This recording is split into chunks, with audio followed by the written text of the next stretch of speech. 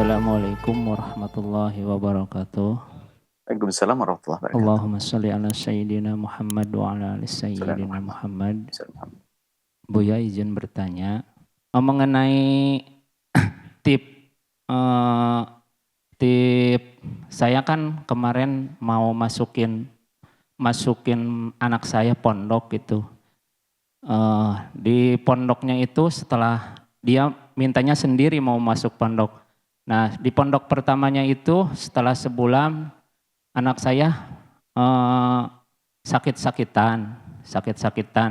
Nah pengen pulang. Kalau saya nelpon ke pengurusnya itu ya kalau bisa diobatin di pondok ya diobatin dulu di pondok. Tapi setelah itu masuk rumah sakit pulang dan setelah sembuh masuk lagi pondok. Nah minta lagi kalau waktu yang keduanya itu anak saya itu nelpon lagi pengen pindah, malahan sakit-sakitan lagi. Setelah kalau saya turutin pindah. Di pondok barunya itu malah sakitan lagi,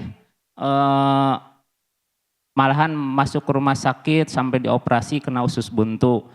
Nah setelah pulang lagi, masuk lagi ke pondok, di pondoknya itu kayak nggak betah, malah kabur dari pondoknya itu. Naik Grab Care katanya naik mobil. Sampai di rumah itu, aduh gimana saya pikirnya saya udah ini, kata saya pinginnya ya punya anak yang berilmu soleh gitu.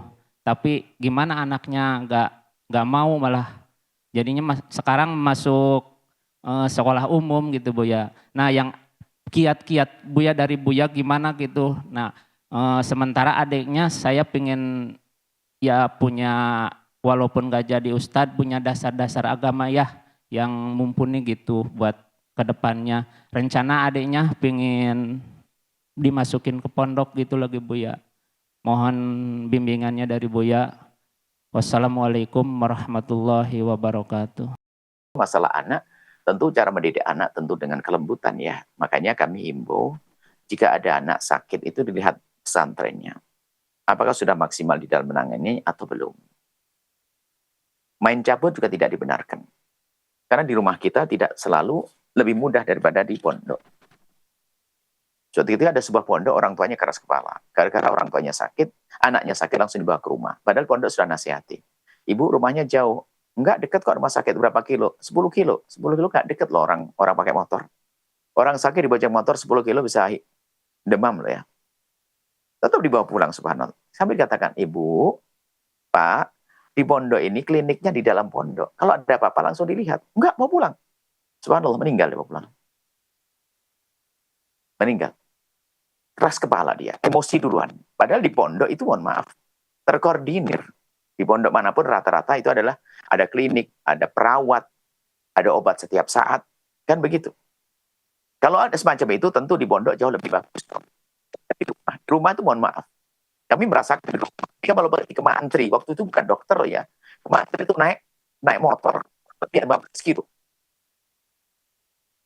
Kita lagi demam, dikerubuti pakai selimut. Begitu naik motor, bayangkan.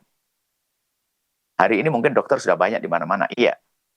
Nah, tapi lebih mudah di dalam pondok. Kalau ternyata pondoknya memang kurang dari sisi ini, ya kita tentu dengan cara yang baik untuk dibawa pulang ke rumah, diobati dengan maksimal.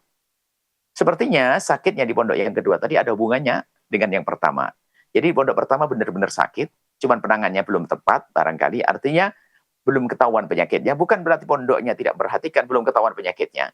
Sebab usus buntu itu kan mukotimahnya sering sakit juga sih. Usus buntu itu bukan hanya di ususnya saja sakit.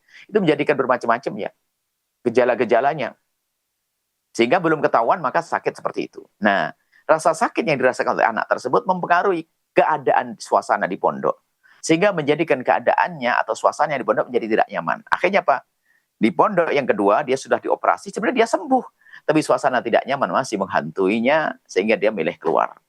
Maka lebih baik orang itu diajak diskusi. Difahamkan bahasanya kamu tidak senang dulu karena sakitmu sayang. Sekarang kamu sudah sembuh. Dihimbui dengan penuh kasih. Karena sudah sembuh insya Allah kamu tidak akan sakit lagi dan enak nanti. Kemudian ya kami himbau kepada para orang tua kalau anak Anda mondok itu jangan gampang dipindah-pindah. Budaya memindah-pindah pondok itu budaya mengajari anak tidak baik. Akhirnya su'ul adab kepada gurunya. Pindah sana, pindah sini, pindah sini. Makanya di Al-Bahjah sendiri, kita tidak nerima pindahan dari pondok lain kecuali resmi izin dari gurunya. Bukan kemauan orang tua saja. Main pindah, ini adalah su'ul adab. Bukan hal yang baik. Nah, maka Anda diskusi dengan anak yang lembut, yang indah, dirayu dengan baik. Jangan dipaksa, tapi difahamkan. Nah, mungkin dicarikan, kalau memang sudah minta izin, minta maaf dari guru yang pertama dan kedua, setelah itu tinggal mulai babak baru lagi, dirindukan anak-anak Anda untuk ke pondok dengan cara yang lembut, yang baik, bukan dipaksa. Karena paksaan tidak menjadikan dia menjadi baik. Bahkan mungkin berontak setelah itu. Pondok jadi kerepotan dengan anak yang berontak. Ajak sering berbagi ke pondok, main ke pondok, dan seterusnya. Dan ajak diskusi seperti kami sampaikan tadi. Masalah sakitnya. Dia terkenang, bayangkan sakit di pondok. Nggak ada yang mengelus, ibunya jauh, ayahnya jauh. Kebayang sakit. Dan sakitnya sakit beneran loh ya. Ya merasa sedih, tapi diingatkan, difahamkan. Maka dengan pemahamannya bisa jadi dia akan sadar setelah itu, oh iya sih, sekarang aku sudah sembuh, usus buntuku sudah sehat. Nah, baik, semoga Allah memudahkan Anda untuk mendidik anak-anak Anda, dan biasakan anak Anda dirindukan untuk pondok pesantren, bukan dipaksa. Semoga Allah memilih kita menjadi orang-orang yang beruntung dengan anak soleh, solehah. Bahagia dunia akhirat, wallahu a'lam bishawab. Sahabat Al-Bahjah TV, setelah menyaksikan video ini, jangan lupa bersolawat kepada baginda Nabi Muhammad.